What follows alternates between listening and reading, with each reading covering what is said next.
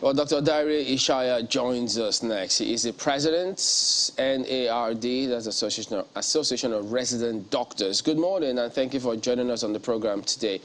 Well, you know, Nigerians thought that the government and NARD, at least there's that handshake, they're talking, they're trying to sort things out. Only for them to see the press release from NARD saying, look, 2 weeks, address these matters, or else the neck will meet, neck of NARD, and you can't rule out an industrial action. What's going on? Well, thank you very much, Chamberlain, and good morning. It's true that we have had quite some progress being made between our association and the government.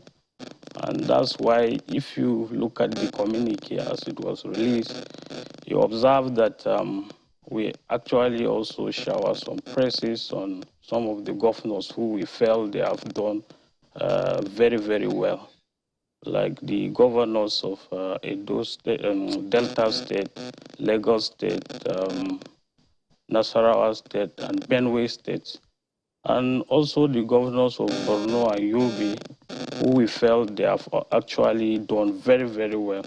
We showered some praises on them and encourage other governors to also emulate the kind of investment they have actually put into the health sector, so that we'll continue to experience peace in the health sector.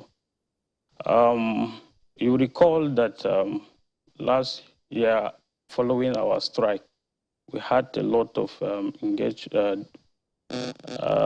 meeting with the government regarding the hazard allowance, which was one of our cardinal demands that led to the last year's strike.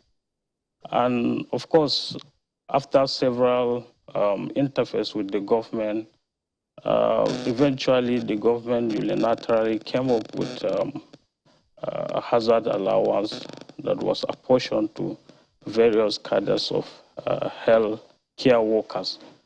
That does not sit down well with us. We rejected it.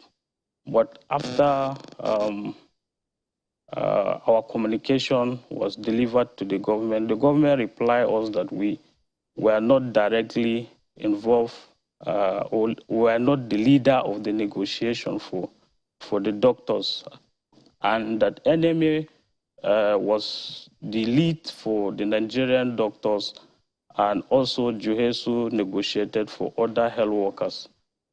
So, so it was resolved. It was resolved that we should accept it the way it was after we have interfaced with the enemy. But recall, to our dismay, when the National Executive Council meeting reviewed the situation at Lafia, it was discovered that 7 months later, this new hazard allowance have not been implemented for our members to benefit from. And also that the value of what it will, rather our members will get now is far lower than what it was when it was implemented, if it had been paid at that particular point in time. Also, sometimes in February, the National Salaries, Income and Wages Commission came up with a circular reviewing the duty toll allowance for all this, which it was a service-wide circular reviewing the duty toll allowance for all officers in the civil service.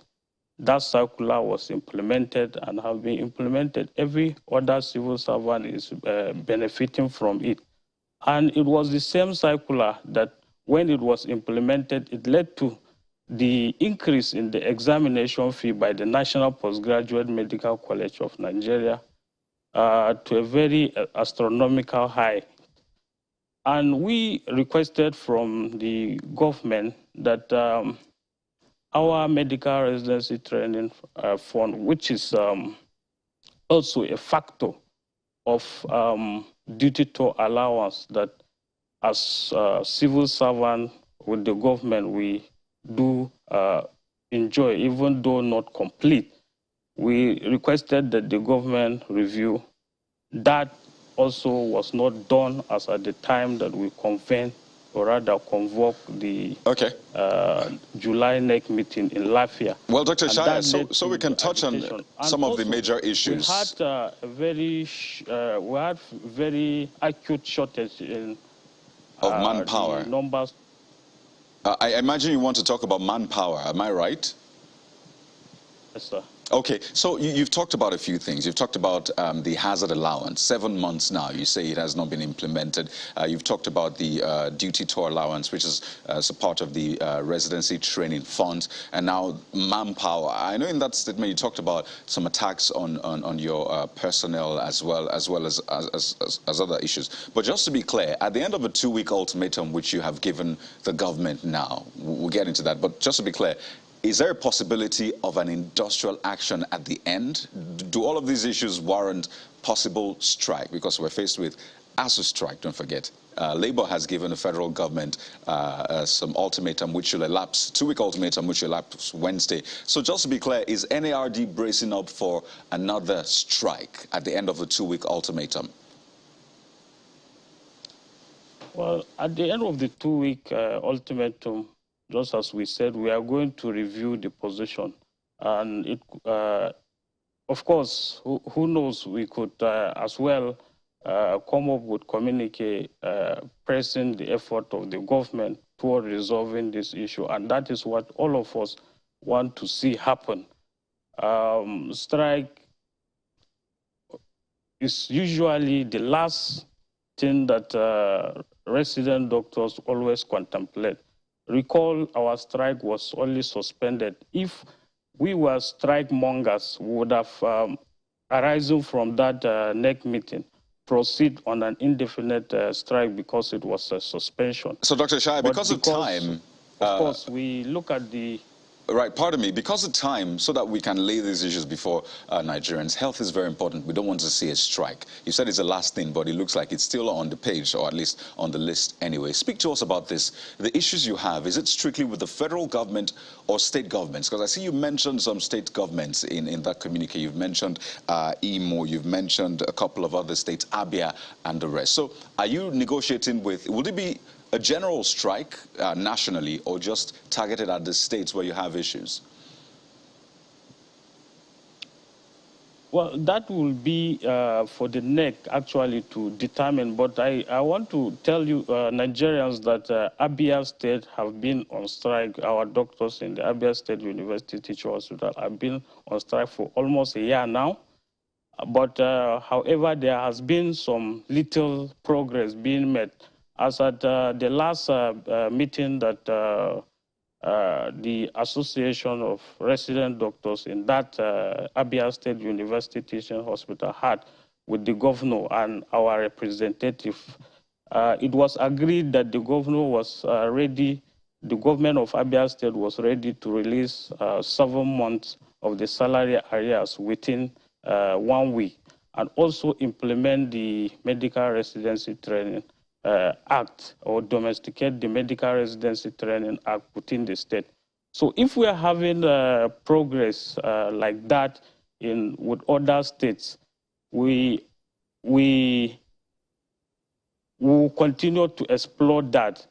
But however, if progress are not being made, then the NEC will consider everything and will make an appropriate decision when we reconvene in the next 2 weeks.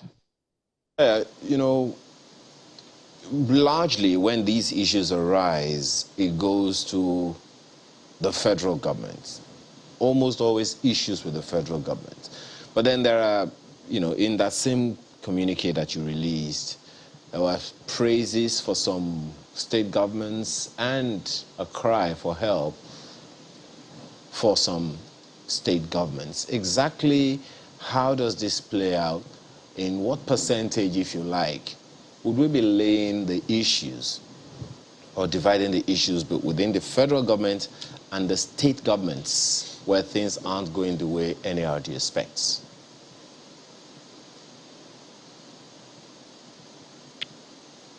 Well, I can say 60% of the problem actually lies with the state's governors or governments. But we still have a lot of issues with the federal government, which are largely unresolved, which I have actually was trying to mention earlier.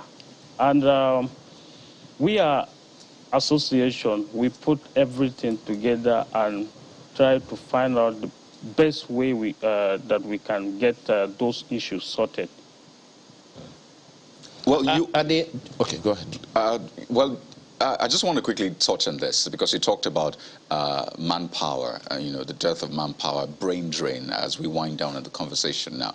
And I want to know, is there something you think government can do? Because you said it categorically that government should do something to stem this. What do you think government can do to stem this brain drain? Some will say, I mean, people have a right to aspire, I mean, to maybe go outside the country or whatever. So what do you think government can do? And I just wonder for you, why are you staying back? I wonder if you're not even processing as well. So what do you think government can do to stem that? Well, we have actually identified the problems earlier, even during our last strike. There are a lot of bottlenecks when it comes to replacement of an exited resident doctor. And there was this proposal that all those bottlenecks, there's a need for a committee that will not have to be going through the chief executive of the hospital will not be having to pass through all these bottlenecks to get a resident doctors replaced once the committee come into function. But largely, we still have the bottleneck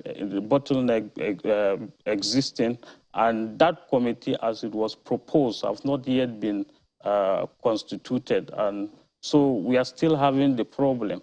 And this largely is bringing a lot of untoward hardship because of the rate and volume of our colleagues that are immigrating from this country due to the economic realities and a lot of insecurities that we have. Well, clearly some urgent call for actions right there. We're hoping that all parties involved will get to the table and sort all of this out. But we do thank you for coming on today, Dr. Dare Ishaya, President of NARD. Thank you very much, Mr. All right, well, back in a moment. Don't go away.